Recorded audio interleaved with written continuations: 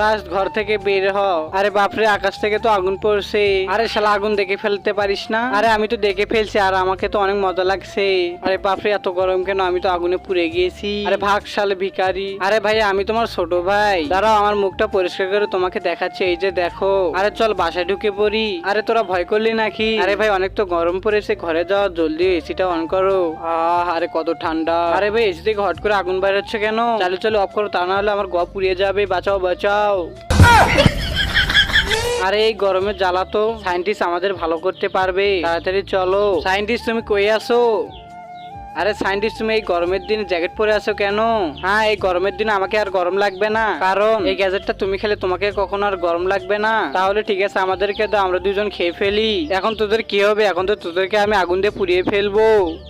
আগুনটা ওদেরকে হামলা করো।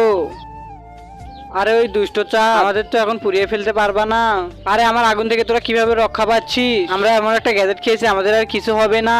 আরে বন্ধুরা, তোমার কাছে সামান্য কিছু টাকা না মাকে বেশি প্রয়োজন? আমার মতন যার কাছে মাকে বেশি প্রয়োজন, ভিডিওতে লাইক দিয়ে চ্যানেলটি সাবস্ক্রাইব করবে এবং কমেন্ট বক্সে আই লাভ ইউ মা লিখে যাবে। আচ্ছা ঠিক আছে, তোরা তো ওই গ্যাজেটটা খেয়ে ফেলছিস, আমি যখন থাকবো না তোদের কি হবে? তোরা তো ঠান্ডায় মারা যাবি।